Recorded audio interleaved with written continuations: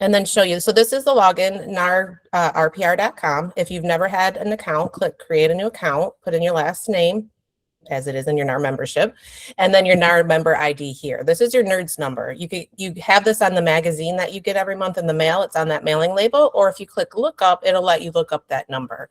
You can use the email. Tends to be a little tougher because who knows when you joined, you know, if you used a personal email, if you had your company provided email. So it's much easier just to go ahead and use your NERDS number there. And then once you have verified that email that they send you, you can go back to the login and click login. Now there are very many tools here that we have. And if you've never been in the system, I highly encourage you to log in. This is fed data from the MLSs. So it's valid data, plus it also uses public records. It uses the tax records. So the data validation is much cleaner than what we saw with Cole Realty Resource. So if you would like to take the guided tour, it's kind of a nice option because if you click on prospecting, which is what we're talking about here, it's not letting me do it, 1 second. It's going to take you through a tutorial. So this actually will take you to every step that you need to click in order to pull this prospecting list. So that's always an option. And you'll see that there's one for market trends, there's property search. If you would like to create a CMA, just another tool along with Moxie that you can do that. All of these are guided tutorials. Your actual menu of doing these things that the guided tutorials will show you are up here at the top. So as you get familiar with the system, you can go ahead and go right into what you would like to do. But if you're new and still learning, you can go through these guided tutorials. It'll show you all the step-by-steps. First, I just kind of want to show you how you can add an administrative assistant. Maybe you have your own personal assistant, or maybe an ASC is offered to help pull a list. But again, ASCs don't have accounts because we're not members of NAR. But if you click on the little down arrow next to your profile and go into settings, oh, I lied. You want to go into profile. You have a lot of different options here to update. You can connect realtor.com if you would like, but what we're going to talk about right here is assistant users. So agents, you can add your ASC, you can add your personal assistant, you can add, maybe you have a buyer assistant, but you want them using your account so that you have the data. You can click create new assistant user. You can add 3 users to every RPR account. So this is a great option. The ASC would get an email. You'll see I'm in here. I'm actually in Tom Gray's account, but you'll see here I'm in as an assistant user.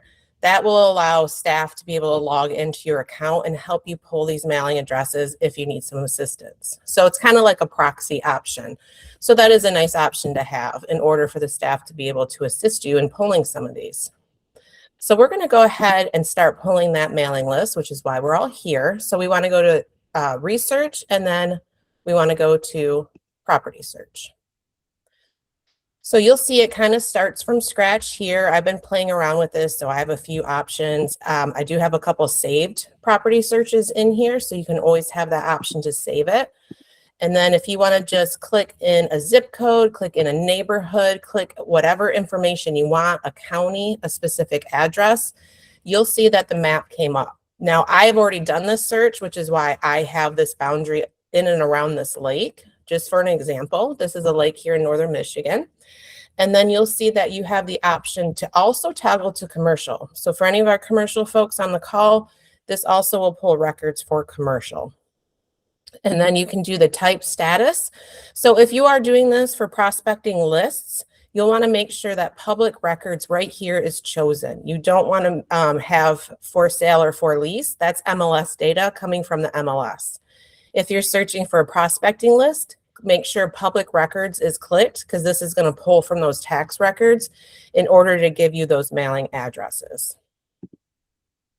Property type, you'll see it just depends on what you're looking for. What are you prospecting for? So make sure you choose all those options that you have there.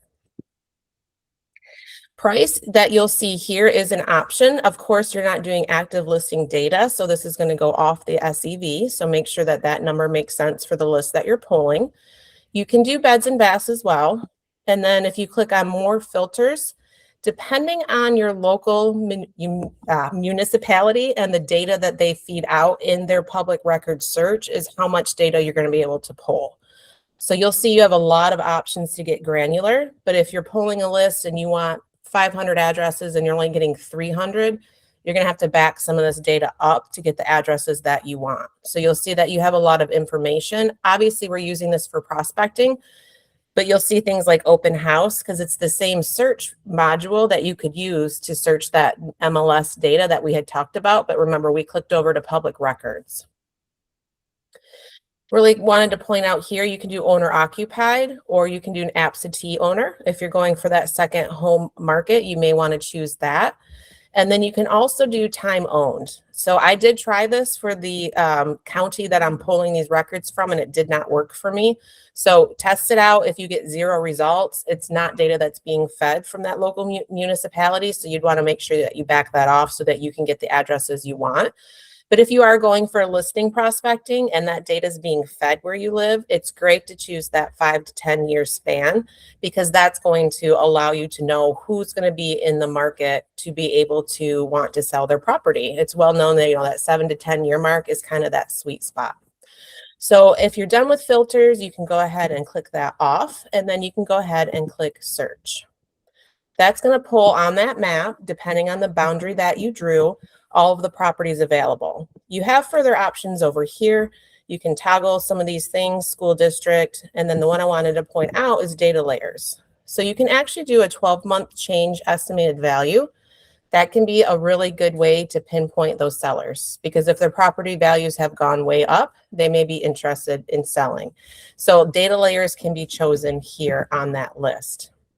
And then when you go to the view filters here, there is a list. So it'll show all those properties here. There is also this view here, which is a little bit bigger pictures in the list. But then, of course, we're on the map. You can remove the boundary if that's not quite the area that you want.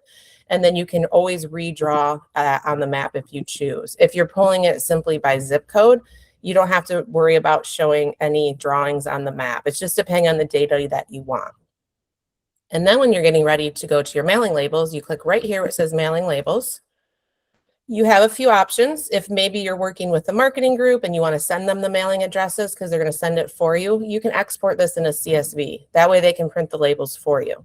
But it will format them automatically. You have the 3 versions here. That standard that most offices order is that 5160.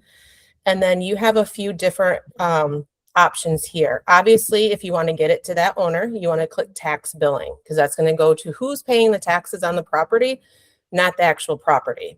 And then you want to make sure that you click eliminate duplicates. So if somebody owns 3 lakefront properties because they are into property management and they rent them out, you don't need to send them 3 different postcards. So make sure you click that eliminate duplicates. And then you can also do things like owner name or owner name and current resident. So if you are going to the property and you want to make sure that piece of mail is delivered and not returned because that person doesn't live there anymore, you want to choose or current resident. If you're going into prospecting more into apartments and such, that's a really good option. So it's just depending on what you're prospecting. So if click owner name here, and then down here is some more of those options. So you want to make sure that it's owner occupied, or maybe you want that absentee owner. So a lot of different options, just depending on what you're prospecting for. And then when you are done, you click print and you'll see that it downloaded into my downloads, and I will share the screen here. This is a PDF ready to go. Click, put your labels in your printer, click print, and you have your labels. But keep in mind, you do have that option to go ahead and get that CSV file if you're formatting this differently, or if you're sending it to the marketing group, because perhaps they're going to print it right on your postcards, whatever options it is that you are wanting to do.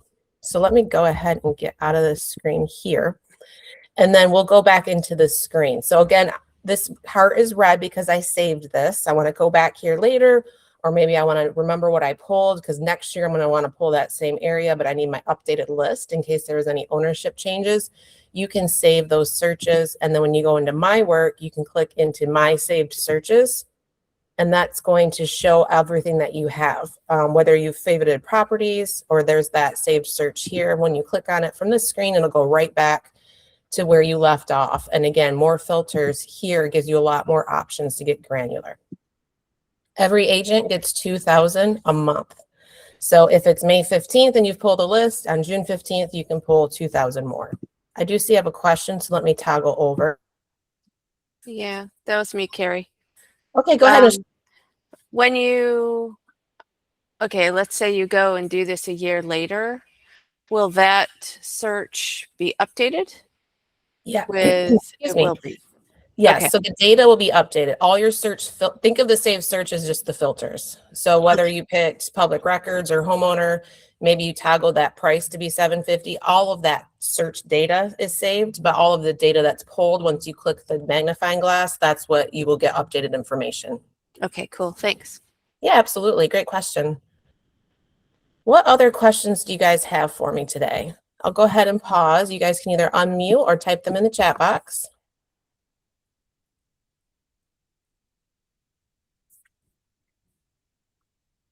Again, highly encourage you guys, if you've not been in there as an agent, go ahead and log in. If you are staff, maybe talk to your managers, maybe have them add you as an agent assistant like we showed you in that profile so that you guys can go ahead and go in and start playing around. Now, keep in mind, if you are an agent assistant and you pull 2,000, your manager can't pull 2,000 until next month. That number is cumulative for the main account. Not agent, the agent assistant doesn't get an additional 2,000. It's more like a proxy. You're doing the information for the main account. Any other questions?